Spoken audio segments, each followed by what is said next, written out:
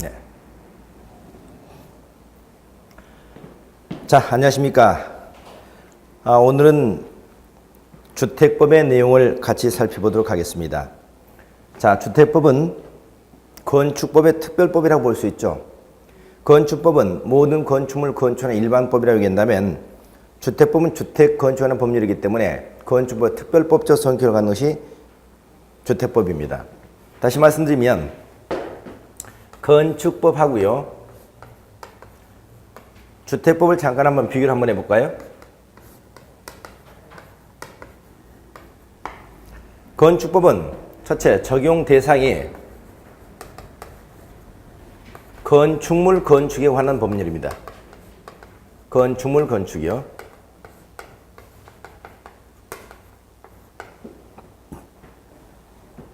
주택법은 주택 건설의 절차,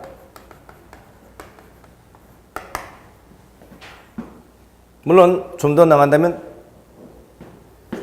공급 또는 뭐 관리까지 이렇게 담고 있습니다만은 큰 내용은 건설 절차죠. 그러면 여기서 적용 대상은 건축물이라고 그랬죠. 건축물. 건축물하면 여기는 상가도 있겠고요, 공장도 있겠고요, 오피스텔도 있겠네요. 그리고 여기는 뭐도 있겠습니까? 주택도 있겠죠. 주택. 근데 여기는 오직 주택입니다. 그럼 문제는 뭐냐? 주택법을 가지고 건축물을 건축할 수는 없지만 건축법 가지고 주택법을 건축할 수는 있다는 얘기죠. 그러니까 주택은 건축법을 적용하는 경우 주택법을 적용하는 두 가지 있다는 얘기인데, 여기서 주택법상 이 주택은 항상 여러분 집단적인 주택이라는 하는 점을 기억하셔야 됩니다. 집단적인 주택은 뭐냐? 한 번에 적어도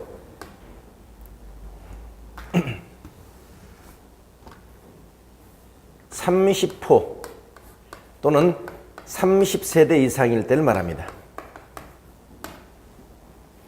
우리가 단독주택을 얘기할 때는 호라는 표현을 쓰고요, 공동주택을 얘기할 때는 세대라는 표현을 씁니다. 그러면 단독주택은 한 번에 30호 이상 건설할 때고요, 공동주택은 한 번에 30세대 이상 건설할 때, 이때 우리가 주택법을 적용해야 된다는 얘기입니다. 다시 말해서 집단적인 주택이죠. 그럼 반면에 주택이라 하더라도 30호, 30세대 미만이면 무슨 법을 적용한다? 건축법을 적용해야 됩니다. 건축법. 자, 그래서 건축법은 모든 건축물을 건축하는 일반법이고요, 주택이라 하더라도 30호, 30세대 미만이면 건축법을 적용해야 된다. 주택법은 건축물 중에서 주택 중에서도 집단적인 주택 건설에 관한 법이다. 그래서 여러분들이 개인적인 목적으로 토지를 매입해가지고 여러분이 전원주택을 건축한다, 또는 뭐 29세대 연립주택이나 다수주택을 건축한다, 이때는 건축법을 적용하겠죠. 그러나 아파트 건설업자가 아파트 500세대, 1000세대, 2000세대 이렇게 집단지로 건설할 때는 주택법을 적용해야 된다는 얘기입니다. 이게 건축법과 주택법의 가장 큰 차이점이 되겠습니다. 자, 반면에 이 주체를 우리는 뭐라고 그러냐?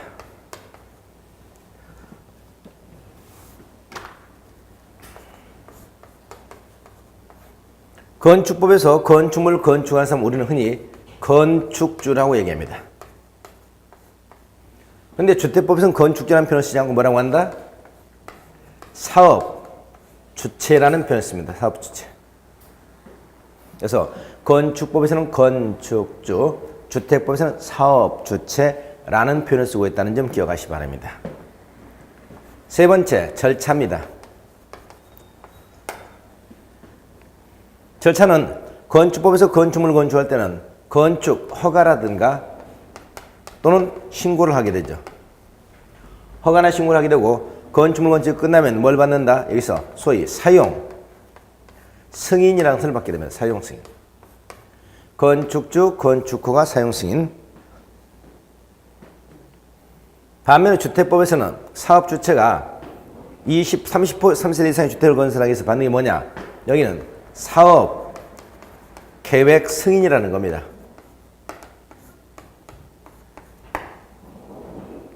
사업 계획 승인 받아요. 그리고 끝나고는 뭘 받는다? 사용 검사가 아니고 사용 승인이 아니고 사용 검사를 받습니다. 그래서 건축법에서는 건축주, 건축허가, 사용 승인. 주택법에서는 사업주체, 사업계획 승인, 사용검사. 이렇게 기억하시기 바랍니다. 자, 용어를 혼돈에 쓰시면 안 됩니다. 네 번째, 공급입니다. 여기서 주택을 기준으로 해서 만약 건축법상 건축주가 건축법을 적용해서 30호, 30세대 미만의 주택을 건설했다. 그럼 이 주택 공급은 어떻게 하느냐? 이건 선착순 분양하면 됩니다. 그런데 30호, 30세대 이상의 주택을 사업주체가 사업계획 승인을 받아서 건설했을 때는 선착순 분양하면 절대 안 됩니다. 여기는 소위 주택 공급에 관한 규칙, 주택 공급에 관한 규칙을 적용하도록 되어 있습니다. 주택 공급에 관한 규칙. 주택 공급에 관한 규칙을 적용한다는 것은 뭐냐? 이건 선착순 분야에서는 안 되고요. 소위 입주자, 모집, 공고를 내게 되고요. 청약,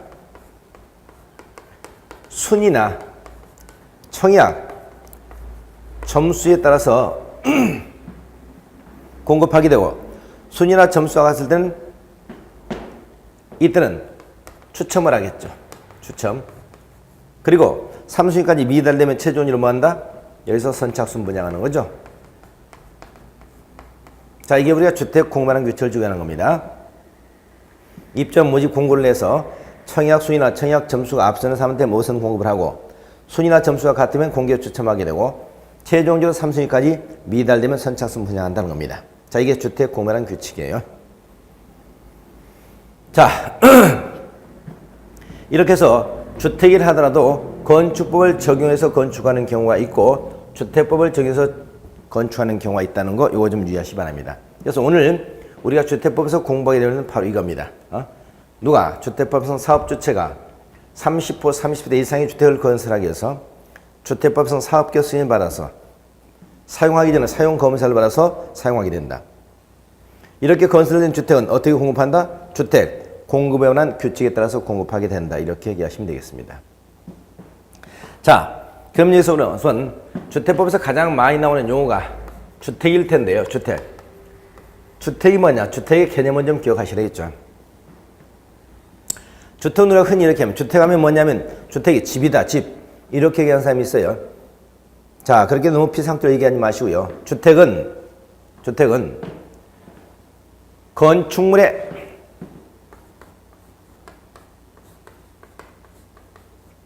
전부 또는 일부 및 거기에 부속 토지까지 말합니다. 그런데 건축물의 전부나 일부가 어떤 목적으로 하느냐?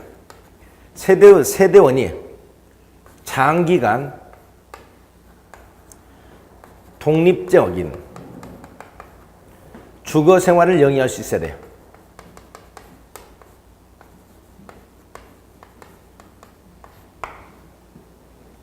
다시 말해서 세대원이 일시적이 아니라 장기간 독립적인 주거 생활을 영위할 수 있는 건축물의 전부 또는 일부 및 부속 토지를 말합니다. 여기서 중요한 것은 독립적인 주거 생활을 했죠. 독립적인 주거 생활. 이 독립적인 주거 생활에서 가장 중요한 독립적인 주방이 있어야 된다는 얘기입니다. 주방. 그래서 주택하면 건축물의 전부 또는 건축물 일부 및 부속 토지입니다.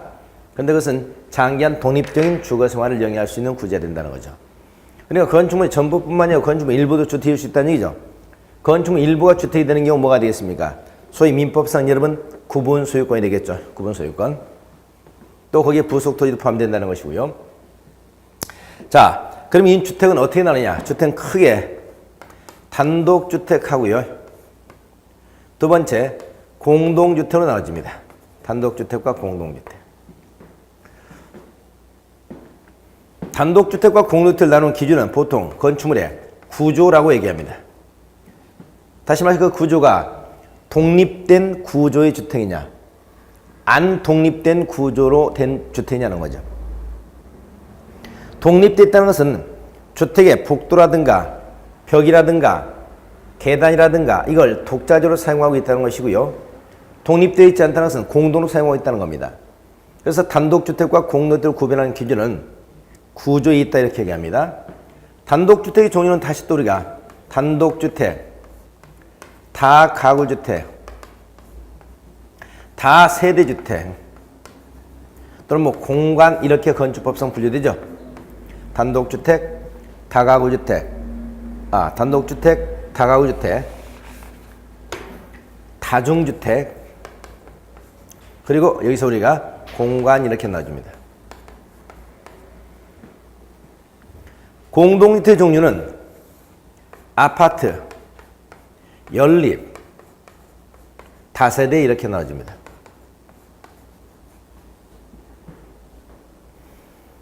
자, 여러분 단독주택 잘 아실 거고요. 다가구주택. 다가구주택은 말이죠. 이건 층수가 3계층 이하야 돼. 응? 층수가 3계층 이하야 되고 주택으로 쓰고 있는 동당 바닥면 합계가 660제곱미터 이하야 됩니다. 그리고 세대수가 19세대 이하야 돼요. 19세대. 층수가 3계층 이하이고 주택 속에 있는 동당 바닥면 합계가 660제곱미터 이하이면서 세대수가 19세대 이하인 것이죠. 물론 다가구주택은 소유자가 한 명이기 때문에 각각의 구분 소유가 되어 있지 않아야 됩니다. 이걸 다가구주택이라고 합니다. 뭐 다중주택 놔두시고요. 그래서 단독주택, 다가구주택, 아파트, 연립, 다세대 이 구분을 잘 하셔야 됩니다. 아파트, 연립, 다세대. 아파트는 주택으로 쓰는 층수가 일단 4계층 이상이 됩니다.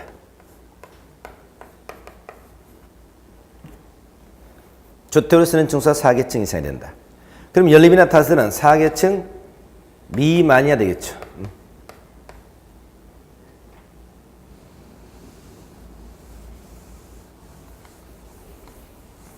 자, 아파트는 주택 쓰는 층수가 5계층 이상입니다. 연립이나 다세대는 이건 우리가 5계층 미만이야. 5계층 미만하면 어떻습니까? 이제 4계층까지 얘기하는 것이도. 그러나 아파트는 기본적으로 5계층 이상은 돼야 되고요. 여기도 4계층 미만이어야 됩니다. 그리고 여기는 주택을 쓰는 동당 바닥면 합계가 상관이 없습니다. 그런데 연립은 주택을 쓰는 동당 바닥면 합계가 660제곱미터를 초과해야 됩니다. 660제곱미터 이하인 것은 다세대입니다. 물론 소유자가 여러 명이죠. 구분 소유권이 있기 때문에. 그래서 아파트 그러면 주택으로 쓰이는 층수가 적어도 5계층 이상이고요. 연립이나 다세대는 4계층 이하 또는 5계층 미만으로서 660을 초과하면 연립, 660제곱미터 이하이면 다세대 이렇게 구분하시면 되겠습니다. 자, 한번 주택 한번 구분 한번 해보면 말이죠. 이런 주택이 있다고 그러죠.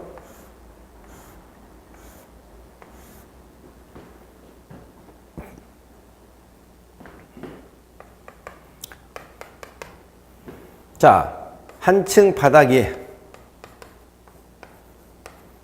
200제곱미터입니다. 이런 경우에 전층을 지금 현재 주택으로 쓰고 있습니다. 전층을 주택으로 쓰겠으면 이건 뭘까요? 전체. 이건 주택으로 쓰는 층수가 5계층 이상이죠. 그럼 이건 바닥 면적과 관계없이 무조건 이건 아파트라고 얘기한다는 얘기입니다. 두 번째, 여기를 음식점으로 사용하고 있다.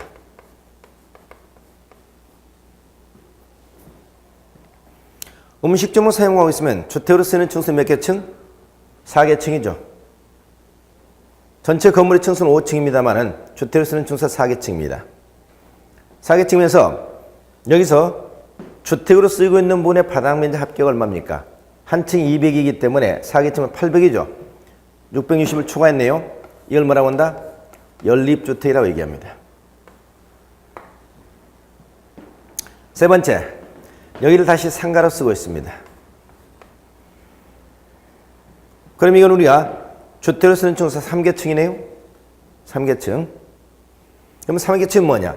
역시 4계층 이하, 5계층 미만이기 때문에 연립이나 다세대 둘 중에 하나 되겠죠. 근데 주택으로 쓰이는 바닥면적 합계 얼마죠? 600이네요. 600이면 660을 초과하지 않았기 때문에 연립은 될 수 없겠네. 그럼 뭐가 된다? 다세대이거나 다가구 될 수 있다는 얘기입니다. 다세대나 다가구. 이때 다세대 다가구를 나눈 기준이 뭐냐? 여기를 A가 소유하고 있고 B가 소유하고 있고 C가 소유하고 있다. 소유권자가 3명이죠. 그럼 어떻습니까? 각각 구분 소유가 되어 있다고 했죠. 구분 소유. 이런 경우는 이걸 다세대 주택이라고 얘기합니다. 그러면 이제 3세대로 보는 거죠. 그러나 A가 소유하면서 A가 B에게, A가 C에게 이렇게 우리가 임대를 내주는 스타일이다. 그럼 소유권자가 A 한 명이죠.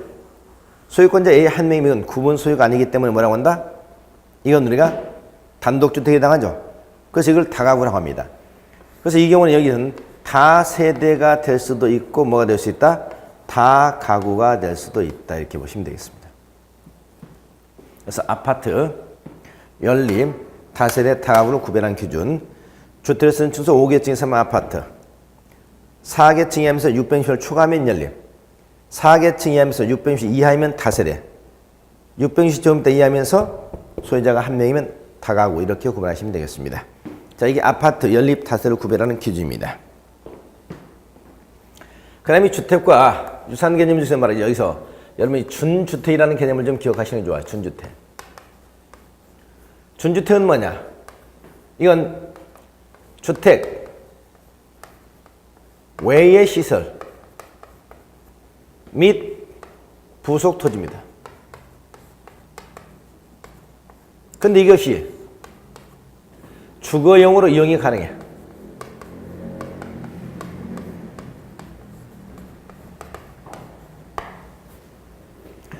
그럼 이걸 준주택이라고 합니다. 자, 주택은 아니라는 얘기죠. 주택 외의 시설과 부속 토지. 주택 외의 시설과 부속 토지. 그런데 이게 주거 용도로 이용이 가능하다는 얘기입니다.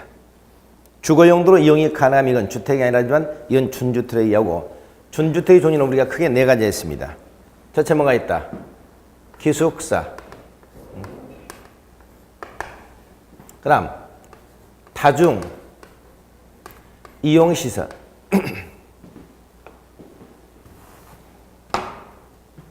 오피스텔,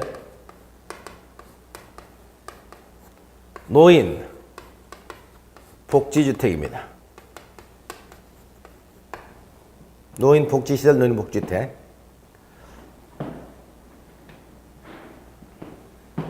그 다음에 종전 고시원이 있죠? 고시원. 우리가 다중생활시설이라고 하는데, 다중생활시설. 요것도 우리가 준주택 취급한다 말이죠. 그래서 기숙사, 오피스텔, 노인복지주택, 다중생활시설. 응? 자, 이 4가지 우리가 준주택으로 한다 하는 거 기억하시고, 준주택이 되면 정부가 주거 문제를 해결해서 이 준주택이라도 활성화시키자는 의미에서 나온 개념이고요. 준주택이 되면 정부가 각종의 국민주택 기금이라고 그러죠. 이걸 갖다 지원해서 이 주택 건설을 갖다 우리가 활성화시켰다는 뜻입니다. 자, 이 정도 기억하시고요. 그 다음에 여러분 거기 보면 그 국민주택이라는 개념이 나오죠. 오늘 국민주택 개념만 좀 잘 기억하겠습니다. 국민주택. 여기서 국민주택이 뭐냐? 국민주택은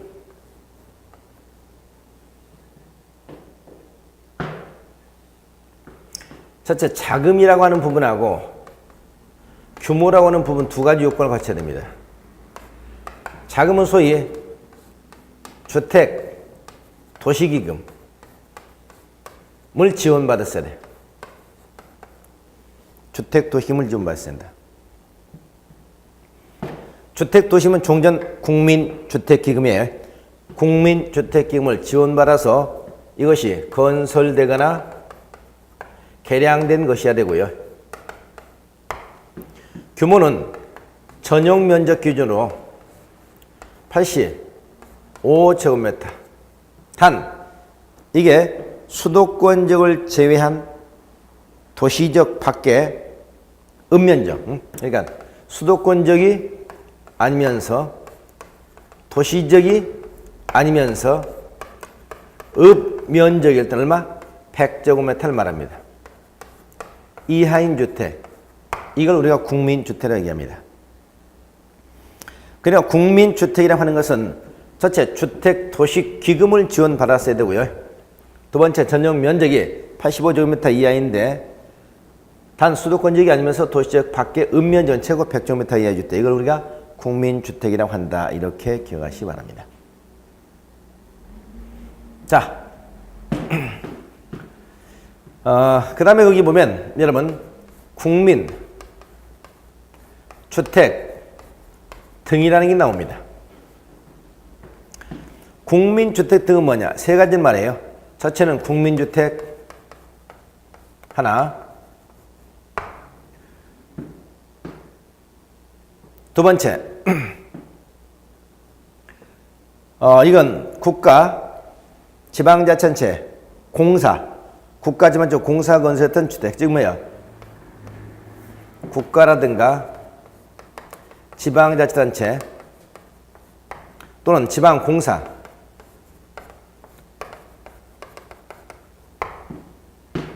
또는 공사업주체가 건설한 임대주택 가운데서 85제곱미터 이하의 주택을 말합니다. 자, 이런 교재를 한번 볼까요? 거기 보시면 국민주택 등이 나오죠. 첫째는 국민주택, 두 번째 국가, 지방자치단체, 공사, 주공이 아니고 이제 한국토지주택공사겠죠. 그 다음에 지방공사. 이들에 가서는 85제곱미터 이하의 주택.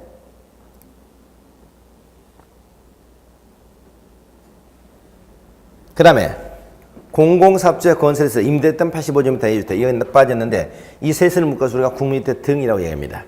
그래서 국민주택과 국가, 지방자치단체, 한국토지주택공사, 지방공사 건설에서 분양했던 85제곱미터 이하의 주택, 공공건설 임대주택 가운데서 85제곱미터 이하의 주택, 이걸 묶어서 국민주택 등이라고 하고, 이 국민주택 등에 대비되는 게 뭐다? 이게 민영주택입니다. 민영주택. 그래서 우리가 민영주택을 잘못 생각하면 민영주택은 민간이 건설한 주택이다 이렇게 착각할 수 있습니다. 그게 아니에요. 민간이 건설한 주택이 아니라 국민주택 등이 아닌 주택을 말합니다. 또 이게 국민주택이 아닌 주택, 이게 아니에요. 국민주택이 아닌 주택이 아니라 국민주택 등이 아닌 주택을 여기서 우리가 민영주택이라고 한다 이렇게 보시면 되겠습니다. 자, 여기까지 기본적인 주택의 개념을 살펴봤습니다.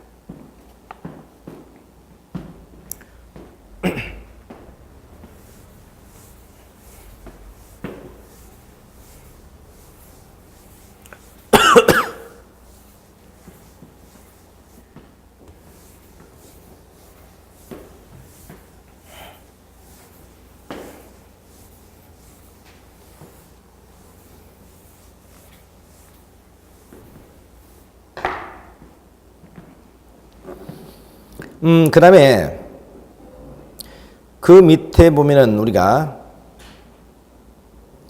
뭐 나머지 생략하시고요. 다음 페이지 415쪽 봅니다.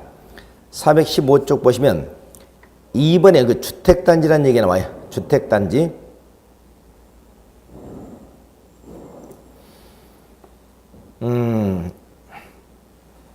주택단지가 뭐냐? 주택단지.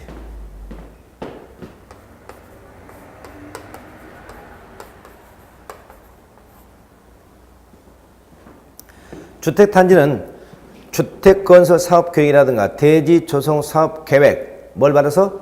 승인을 받아서 주택과 부대시설, 복리시설 건설하는 대지를 조성하는 일단의 토지, 그걸 갖도록 주택단지라고 얘기합니다. 그러니까 주택건설사업이나 대지조성사업 사업계획 승인을 받아서 주택, 부대시설, 복리시설이 건설되거나 또는 대지를 조성하는 일단의 토지를 주택단지라고 그래요. 근데 다음과 같은 경우는 각각 별개의 단지로 본다고 그랬죠. 예를 들면 철도, 고속도로, 자동차 전용도로라든가, 두 번째 폭 20m 이상의 일반 도로, 폭 8m 이상의 도시군계획 예정도로, 이런 것들로 분리되어 있으면 이것은 각각의 단지로 본다. 기억하세요. 그리고 이것은 여기에 필지가 말이죠. 뭐 1필지, 2필지, 3필지, 필지라는 게 4필지가 있다고 하죠. 4필지. 그러면 우리 공간법상 필지는 4필지가 돼요. 여기서 주택법상 사업 승인을 받습니다. 여기 아파트 뭐 2,000세대를 건설하겠다. 저 4필지 토지에다가 아파트 2,000세대 건설하겠다고 사업계 승인을 받았다고요. 사업계 승인을 받으면 이건 지금부터 뭐가 된다? 하나의 주택단지가 됩니다. 그리고 이건 뭐가 된다? 앞으로 건축법상 하나의 1대지가 되더라 이 말이죠.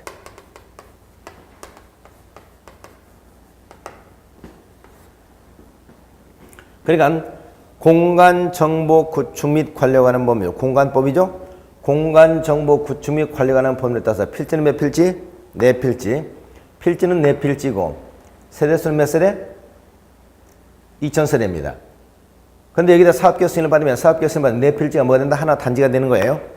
그리고 이것은 우리 건축법상 하나의 대지로 취득합니다. 그래서 앞으로 공간법상 필지는 4필지, 건축법상 대지는 하나의 대지, 그 다음 주택법상 하나의 단지가 된다 이렇게 보시면 됩니다. 그런데 여기가 어떻습니까? 이것들이 고속도로, 철도, 자동차 전용 도로라든가 또는 폭 20m 이상인 일반도로, 폭 8m 이상 도시군계 예정도로 분리되어 있으면 그때는 각각의 단지로 본다. 각각의 단지로 본다. 이렇게 기억하시기 바랍니다. 자, 주택 단지 개념 좀 잘 이해하시고요. 그 다음 제일 밑에 들어가면 여러분 관리 주체라는 게 있죠. 관리 주체. 관리 주체를 보겠습니다.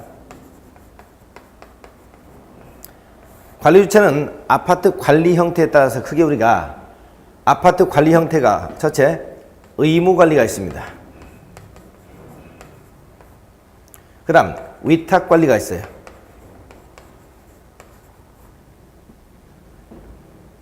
그 다음 자치 관리가 있습니다. 그 다음 임대주택이 있죠.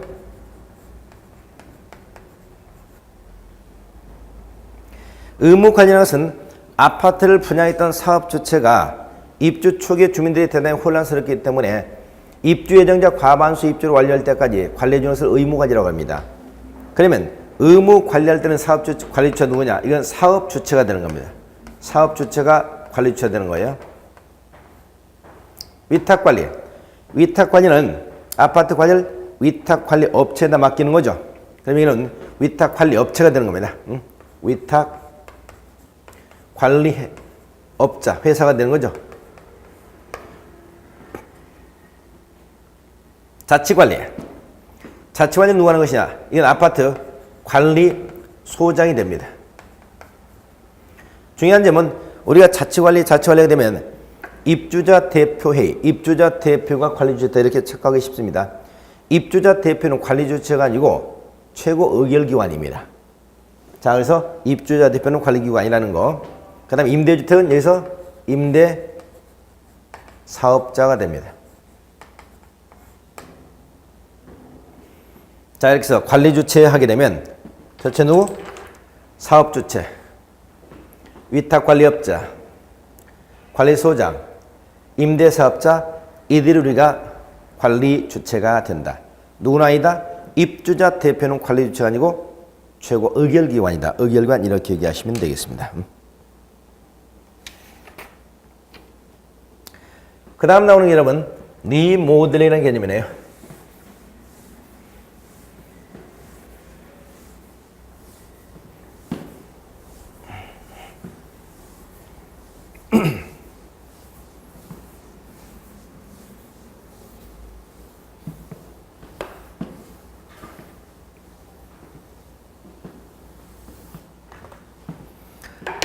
자, 우리가 리모델링이라는 표현을 많이 쓰는데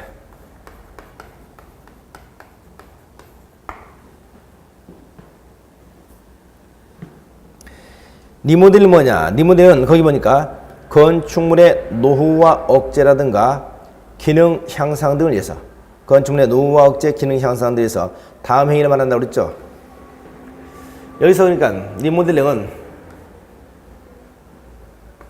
건축물의 뭘 위해서? 노후화. 건축물이 노후화되는 것 또는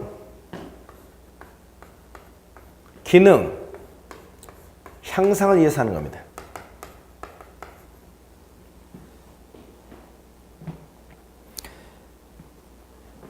여기서 이제 건축물은 우리 주택법이기 때문에 이건 공동주택, 이제 주로 공동주택이 되겠는데요.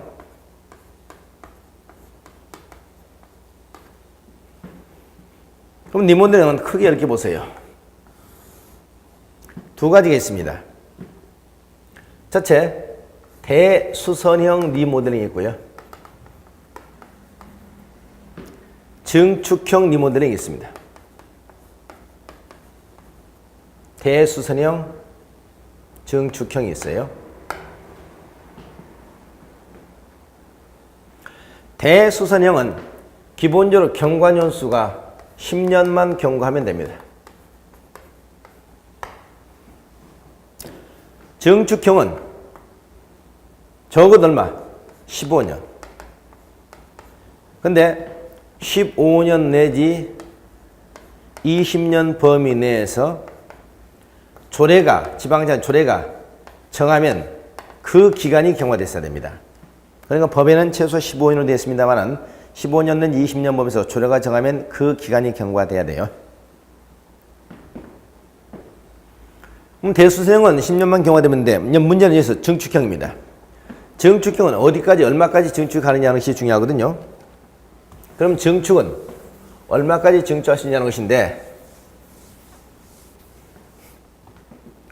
첫째는 면적입니다. 두 번째는 세대수입니다. 세 번째는 층수입니다. 층수가 증가되는 것을 우리가 뭐라고 하냐? 이 우리가 소위 수직증축이라고 해요. 수직증축형 리모델링이라고 합니다. 면적은 주거 전용 면적을 기준합니다. 거기 보니까 여러분 2번에 보니까 15년 경과는 공동주택 각 세대 주거 전용 면적, 주거 전용 면적 중에서도 거기 전유 부분입니다. 전유 부분의 10분의 3입니다.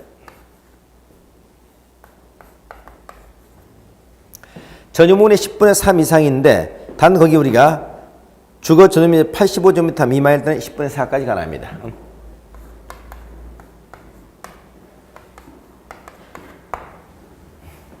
전용면적 85제곱미터 이하면 10분의 4까지 가능해요.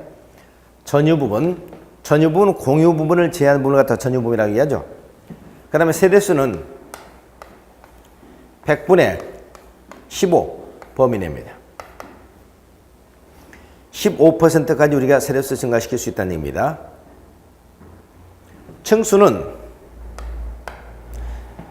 이건 우리가 몇 개층까지 여러분 교집은 3계층이라고 되어 있죠. 3계층 이하까지 증축이 가능합니다. 단 이게 우리가 14층 이하의 건물일 때는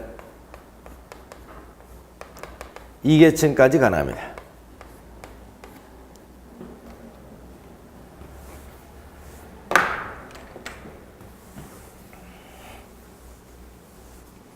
자, 이렇게 보시면 돼요.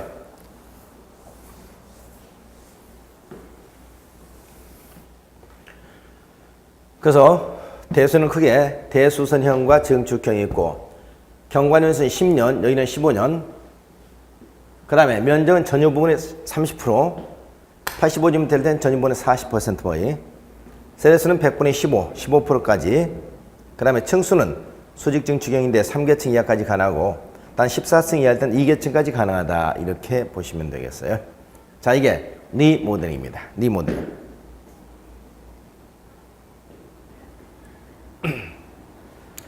자, 그 다음에 거기나 더 보면 공구라는 개념이 나오죠. 공구라고 하면 하나의 주택단지, 여기 하나의 주택단지가 있었죠. 하나의 주택단지가 너무 넓을 때 이렇게 탑을 나눠 사는 거죠. 이렇게 나눈다. 여기가 도로가 지나고 있다. 이렇게.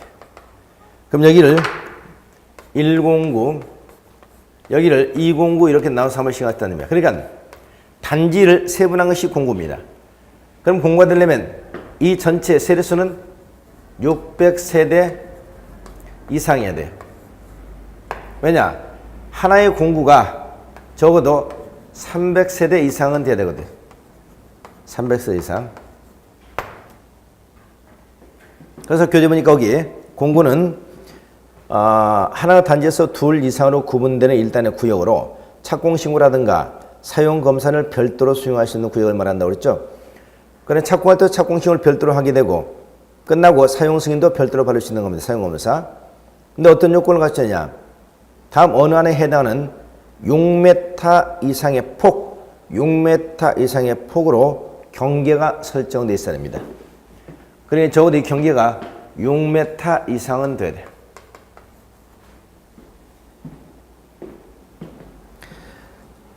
그러면 거기 안에 뭐가 있으냐? 도로라든가 주차장이라든가 녹지라든가 이런 것들, 특히 도로, 주차장, 뭐 축대, 녹지, 어린이 놀이터 이런 것 등으로서 6m 이상으로 분류가 되어 있어야 되고 공구별 세대수는 적어도 얼마? 300세대 이상은 돼야 된다. 그래서 하나의 공구가 적어도 300세대 이상은 돼야 되고 6m 이상의 폭으로 여기가 구분이 되어 있으면 이걸 별도로 착공신고하고 별도로 사용 승인을 받을 수가 있다는 겁니다. 이걸 공구라고 얘기합니다. 자, 이 정도 기억하시고요. 그 다음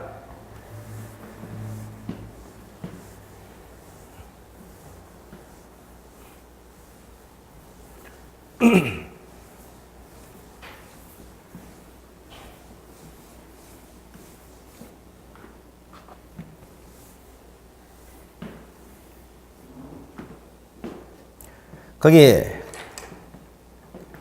도시형 생활주택이라는 게 나와요.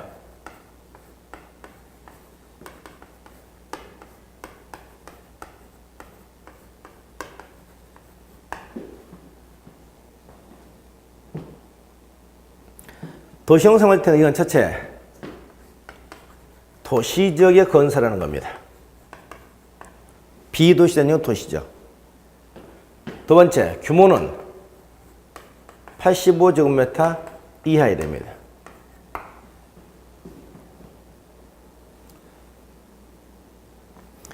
이 도시형 생활주택은 말이죠. 늘어나는 1인 2인 가구, 1인 2인 가구의 주거 안정을 위해서 나온 개념이었습니다. 세대수는 300세대 미만이면 됩니다. 최고 얼마? 299세대까지죠. 여기는 크게 유형이 4가지가 있는데요. 첫째는 단지형, 연립. 두 번째, 단지형, 다세대. 세 번째, 원룸형. 이렇게 3가지 있습니다. 단지형 연립, 단지형 다세대, 원룸형 주택 이렇게 3가지 유형이 있어요. 이걸 도시형 생활주택이라고 합니다. 그럼 단지형 연립이나 다세대는 규모가 85제곱미터 이하야 됩니다. 그리고 층수는 5개층 이하까지 가능해요.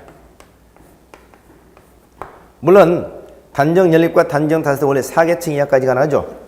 그런데 여기서 소위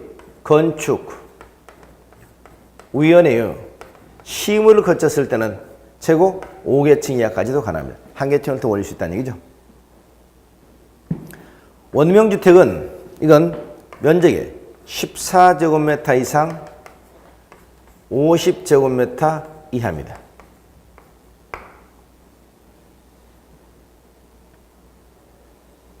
(14제곱미터) 이상 50제곱미터 이하. 자, 교재 볼까요, 여기? 원룸형 주택 보니까 여기 세대별 독립된 주거는 욕실과 부엌, 욕실하고 부엌은 반드시 존재해야 돼요. 욕실과 부엌. 그리고 욕실과 보일러실을 제한 부분은 하나의 공간을 구성해야 됩니다. 하나 공간. 단 주거 전용면이 얼마? 30제곱미터 이상이면 2개의 공간, 투룸을 둘 수 있습니다. 그럼 원룸형 주택이기 때문에 원래 룸이 하나야 돼요. 그런데 욕실과 보일러실을 제외한 부분이 30제곱미터 이상이면 투룸을 둘 수가 있다는 얘기입니다. 그리고 마지막에 각 세대는 지하층에 설치하지 않아야 된다. 그래서 원룸형 주택은 면적 14제곱미터 이상 50제곱미터 이하 되고, 이건 어디가 된다고요? 지하층이 아니어야 된다고요. 독립한 뭐가 있어야 된다? 욕실과 부엌은 반드시 존재됩니다. 그리고 욕실과 보일러실을 제한 부분을 하나의 공간으로 내 면적이 30제곱미터에서만 투룸을 둘 수 있다. 룸을 2개를 둘 수 있다. 이것만 좀 기억하시면 되겠습니다. 자, 이게 도시형 생활주택이 되겠습니다. 도시형 생활주택도 이거 뭐로 보냐? 공동주택으로 봅니다. 공동주택.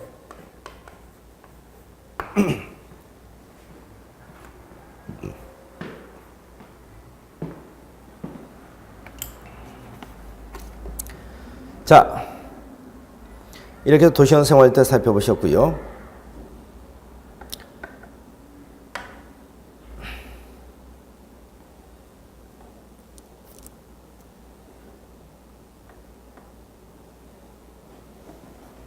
그리고 도시형 생활주택은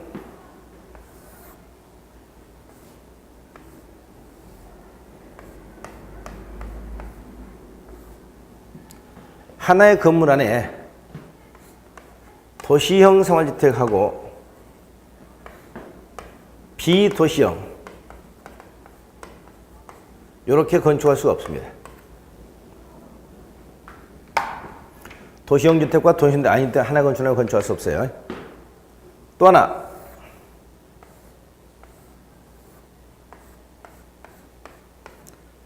이게 전부 다 도시형입니다.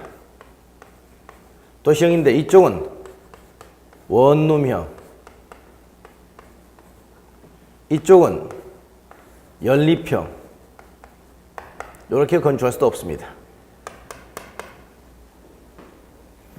원룸형이면 원룸형, 연립형이면 연립형, 하나 건축해야지 원룸형과 연립형, 원룸형과 타선 섞어서 건축할 수는 없다는 얘기죠. 근데 밑에 보니까 1번에 원룸형 주택과 그 밖의 주택 한 세대를 건축할 수 있다. 즉 여기에 원룸형 주택 전체가 원룸형이고요. 나머지 한 세대는 원룸이 아닌 이렇게 건축할 수 있다는 얘기예요. 그래서 원룸형 주택과 기타 주택을 건축할 수 있다. 이게 뭐냐? 주인 세대입니다. 주인 세대. 원룸형 주택을 건축하되 원룸을 주인이 관리할 수 있도록 밑에 주인은 원룸형 주택이 여기서 연립이라든가 다세대형을 이렇게 건축할 수도 있다는 얘기입니다. 그 다음에 준주거적 상업재수 원룸형 주택과 도시형 생활주택 외의 주택을 함께 건축할 수 있다. 여기는 준주거적입니다. 또는 무슨 적? 상업적입니다. 그러면 여기는 어때요? 여기 이쪽 뭐 원룸형 주택이면서 여기는 원룸형 주택이 아닌, 다시 말해서 우리가 도시형 주택이 아닌 기타 주택을 이렇게 건축할 수도 있다는 얘기입니다. 그래서 준주거적과 상업적은 원룸형 주택과 도시형 생활주택 외의 주택, 도시형 생활주택 외의 주택 함께 건축할 수도 있다 이렇게 얘기하세요. 자, 그래서 두 가지 외에 원룸형 도시형인데 원룸형 주택에다가 원룸형이 아닌 기타 주택 하나를 집어넣는 경우가 가능하다. 주인 세대 때문에. 여기가 준주거적과 상업적이라면 원룸형 주택하고 원룸형이 아닌 기타 주택을 함께 섞어서 건축할 수도 있다. 도시형 생활주택이 아닌 기타를 같이 섞어서 건축할 수 있다. 이렇게만 기억하시면 되겠습니다. 자, 여기까지 기본적인 용어 지금 좀 살펴봤습니다. 자, 잠시 뒤로 가죠. 네.